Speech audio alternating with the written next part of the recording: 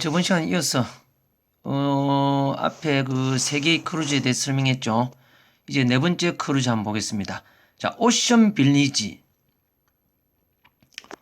이게 지금 그 소유회사, 그거는 이제, 여기 제가 안 바꿨네요. 소유회사가 아니고, 앞에서처럼 규모입니다. 규모.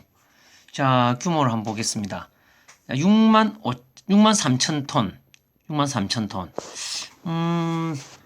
그 제가 저번 시간에 이야기했는데 혹시 기억나나 모르겠습니다. 제가 크루즈를 두 번 탔다 했죠. 두 번 탔는데 처음 탄 게 바로 얼마였습니까? 7만 톤이었습니다. 예, 이거보다 조금 큰 7만 톤. 두 번째 탄 게 5만 톤. 7만 톤, 5만 톤 이렇게 두 번 타봤는데 6만 3천 톤. 이 정도면 제가 첫 번째 타본 크루즈 규모하고 좀 비슷하겠네요. 자, 객실수 800개, 수용 고객수 1700명, 직원수 500명. 자, 몇 대 몇입니까? 고객수 대 직원수 몇 대 몇입니까? 약 한 3대 1좀 되겠죠? 3.2대 1. 어쨌든 3대 1. 요게 제일 무난한, 한마디로 가장 일반적인 크루즈입니다. 일반적인 크루즈고, 우리 그 크루즈 용어에서 전문 용어로 말하면은, 여러분 그 동네 목욕탕 가봤죠? 동네 목욕탕. 요즘은 좀 가기 힘든데, 동네 목욕탕을 무슨 목욕탕에 합니까? 두자 앞에 목욕탕. 동네 목욕탕 하지 말고 보통 동네 목욕탕을 목욕탕이라 뭐라 합니까? 예예 그렇죠. 제 이름 힌트 제 이름 그렇죠. 구정대 대중 목욕탕 그렇죠. 대중 목욕탕. 그래서 대중들이 누구나 쉽게 갈 수 있는 목욕탕에서 대중 목욕탕이나 하듯이 크루즈도 마찬가지입니다. 그걸 대중 크루즈라 합니다. 대중 크루즈. 보통 고객수 대 직원수 3대1 비율이 대중 크루즈에 해당합니다. 누구나 편하게 접근할 수 있는 크루즈다 이 말이죠. 가격도 합리적이고 적절한 가격에 나름대로 시설도 나쁘지 않다. 그걸 이제 대중 크루즈라죠. 영어로는 컨템포러리.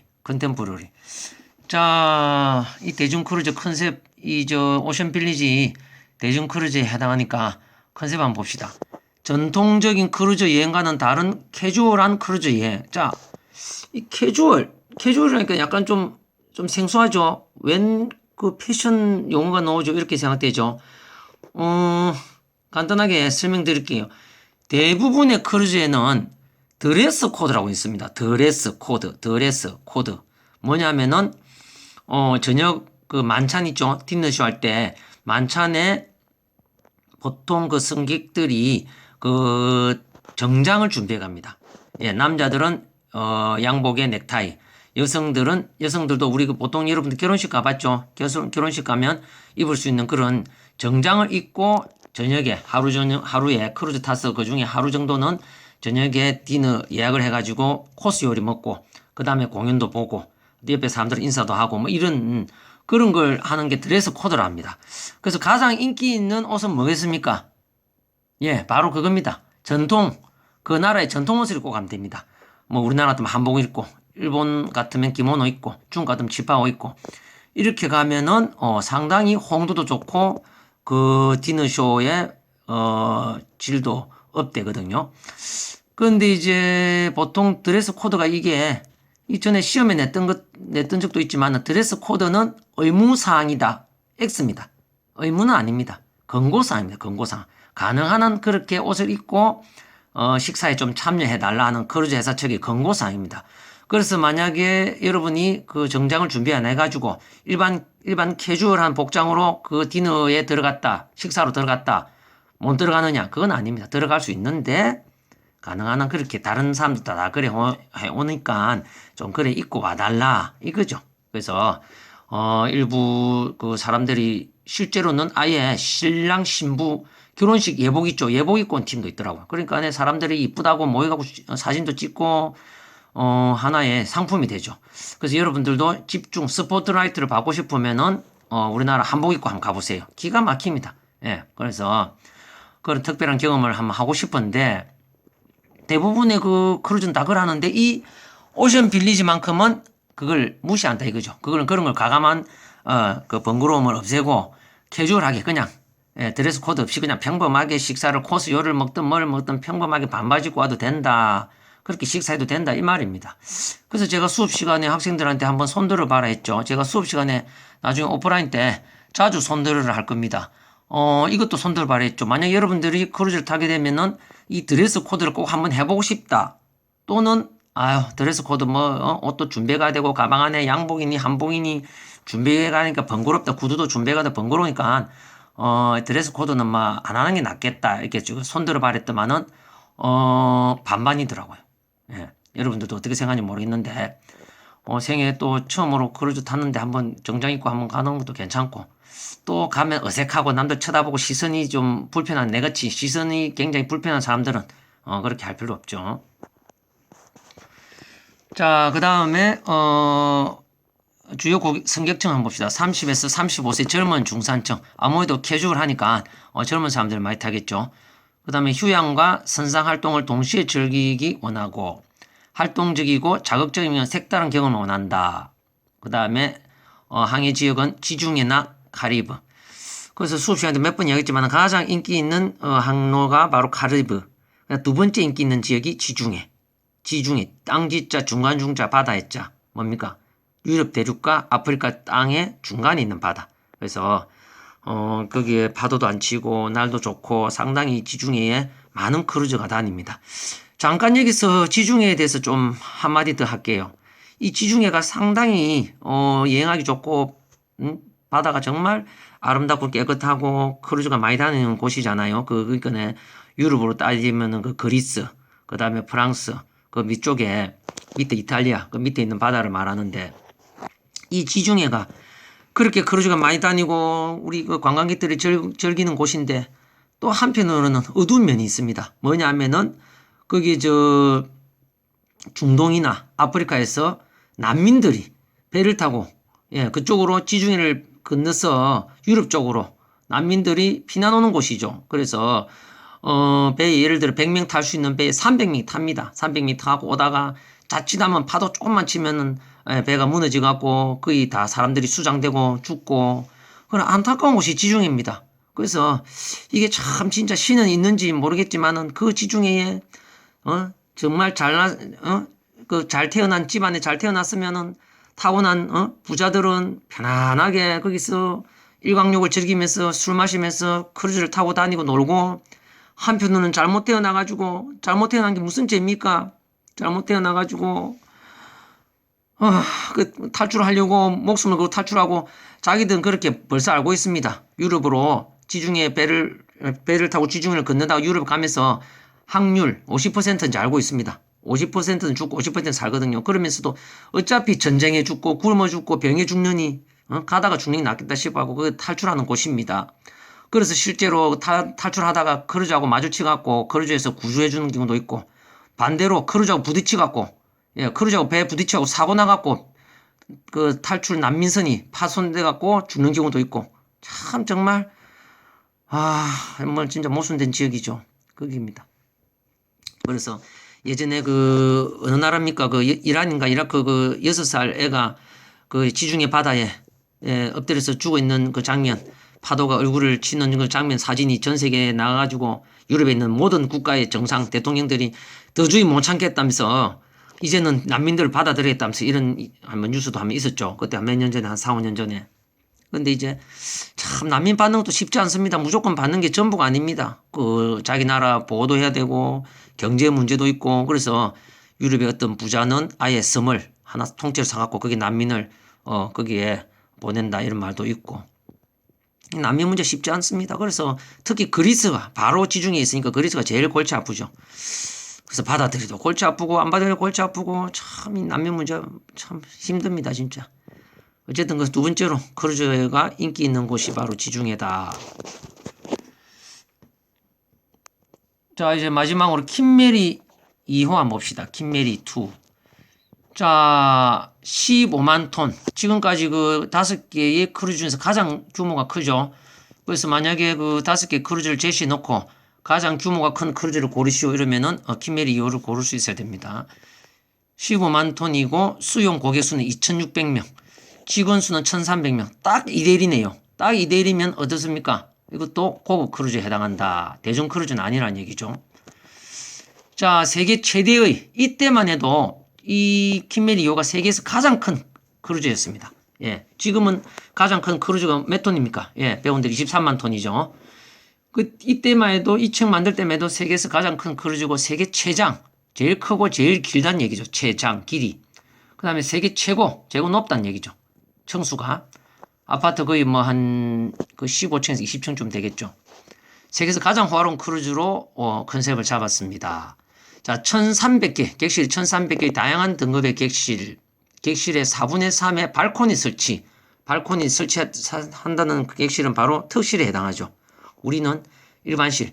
제가 처음에 크루즈 탔을 때는 창문이 있었습니다. 햇빛이 들어오는 크루즈였고, 두 번째 5만 톤짜리 크루즈에는 낮에도 불을 켜야 되는 창문이 없는 그런 크루즈에 탔습니다. 그리고 여러분들도 그걸 이제 우리가 인사이드 크루즈를 하는데, 여러분 나중에 크루즈 탈 때 인사이드 크루즈를 결코 안 좋게 생각할 필요는 없습니다. 왜냐하면 맨날 보는 게 바다고, 밥 먹을 때 바다 보고, 위에 가판에 산책하도 바다인데 객실에서도 바다 볼 필요 없습니다. 그리고 밤에 바다 보입니까? 끔끔한데 안 보이는데. 그래서 창문이 있을 필요 없습니다. 그냥 인사이드 룸, 창문이 없는 방은 그 대신 제일 저렴하거든요. 저렴한 인사이드 룸에 들어가가지고 얼마든지 깝깝할 필요 없거든요. 잠깐 자면 되고 나머지 다 밖에서 생활하니까.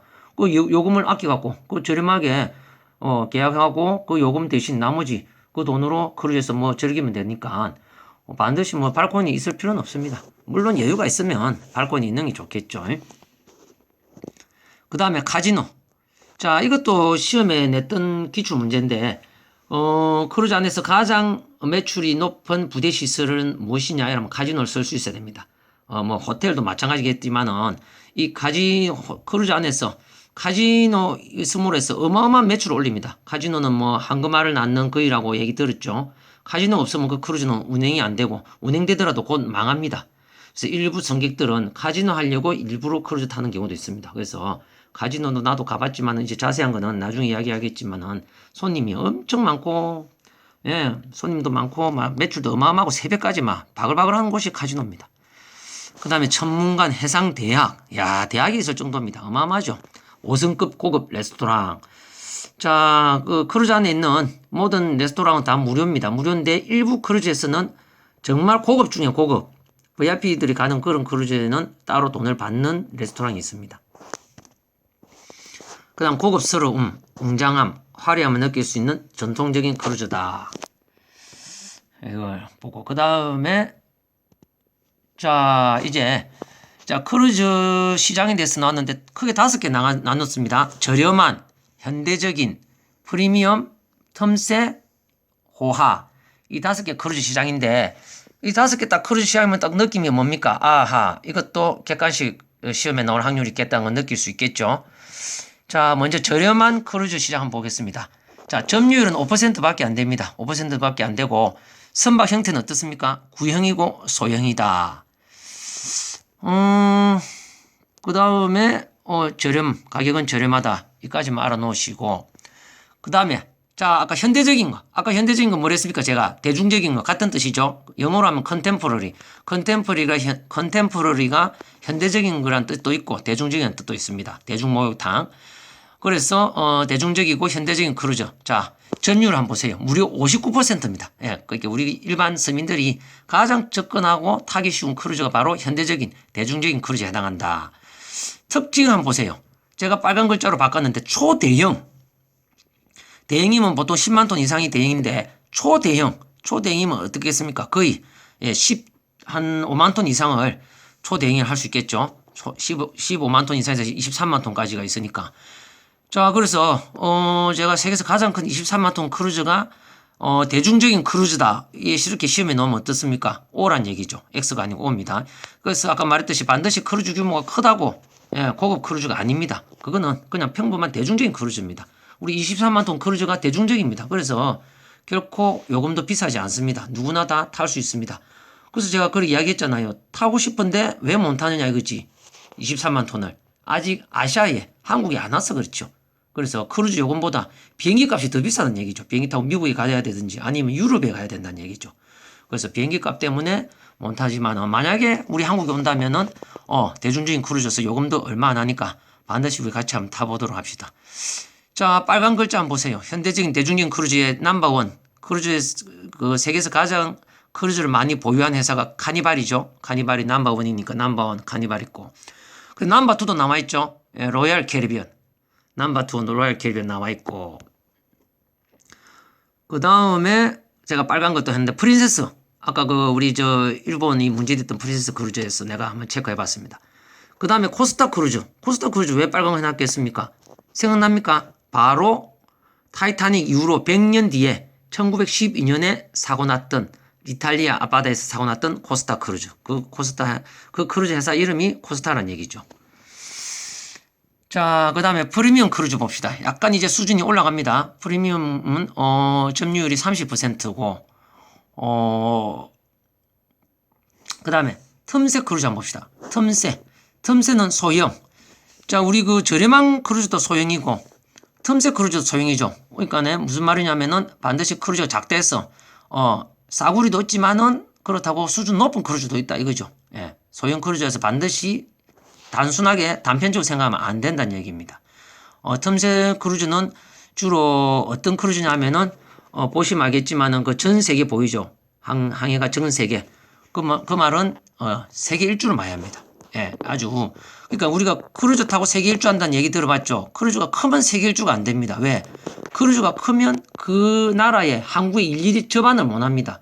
그 접안 시설이 안 좋으면 큰 크루즈에만 들어갈 수 있는 그 나라는 한정되어 있거든요. 그러니까 세계 일주를 못 하죠. 그래서 세계 일주 크루즈를 하기 위해서는 차라리 크루즈 규모가 작아야 됩니다. 그래야 치고 빠지고 어느 항구든 다 들어온다는 얘기죠. 우리 한국에 왔으면 부산도 오고 제주도 오고 인천도 오고.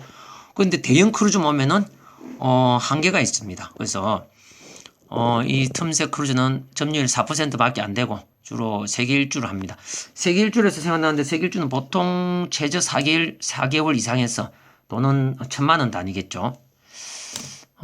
우리가 언제 죽을 때까지 한번 해볼 수 있나 모르겠습니다. 그 다음에 마지막으로 호화 크루즈. 점유율은 2%고 이것도 한번 보세요. 규모가 소형, 중형. 그래서 호화 크루즈라고 해서 반드시 초대형, 대형은 아니란 얘기죠. 크다고 해서 호화 크루즈가 아닙니다. 5,000톤도 10,000톤도 얼마든지 호화 크루즈가 됩니다. 안에 객실 수준이 높고 그 다음에 레스토랑 수준이 높고 그 다음에 요리사가 우수한 셰프가 오고 그 다음에 음식 수준도 높고 프로그램도 좋고 직원 수 많고 이런 걸 다 토탈해서 호화 크루즈인지 대중 크루즈인지 저렴한 크루즈인지 이렇게 판정이 나거든요. 그래서 이렇게 5개의 크루즈 시장이 있다는 걸 알아두시고 그 다음에 이제 잠깐 네 사장님 잠깐 나는 깜짝 놀랐습니다. 미안합니다. 내가 놀라서 나도 모르게 휴대폰을 떨어뜨릴 뻔했네요. 이게 마지막 장입니다. 그래서 마지막 장 다음 넘기다 보니까 내 사진 나왔는데 앞으로 여러분들 깜놀시키지 않도록 조심하겠습니다. 자, 마지막 장에 이제 크루즈 브랜드 회사 한번 보겠습니다. 자, 역시 넘버원 크루즈 카니발 크루즈 라인 보이죠? 이제 다른 거 보지 말고 총 고객 비율 한번 봅시다. 무려 36%입니다. 어마어마하죠? 세계에서 가장 큰 크루즈 카니발에서 약 지금 한 80척 정도를 크루즈 80척 정도를 보유하고 있습니다. 그래서 가장 많은 비율을 보유하고 있고 넘버 2 로얄 캐리비안 크루즈죠. 25.5%. 예. 이 크루즈 워낙 지금 크루즈가 M&A를 많이 갖고 인수합병을 많이 해서 수시로 바뀌어서 정확한 몇 척을 갖고 있는지 정확하게 지금 알 수가 없는 상황입니다. 수시로 바뀌어서 아마 한 40척 안팎으로 갖고 있을 겁니다. 40척에서 50척. 그래서 크루즈 카니발 로얄 캐리비안 넘버 1, 2만 알면 되고 그 프린세스 크루즈, 프린세스 크루즈도 나오고 자 디즈니 크루즈 제가 저번에 이야기했죠. 디즈니랜드에서 회사에서 운영하는 디즈니 크루즈 약 4척을 갖고 있습니다. 4척을 갖고 있고 그 다음에 코스타 크루즈 코스타 이탈리아 스타일의 코스타 크루즈 남파드 이탈리아 앞바다에서 남파했던 코스타 크루즈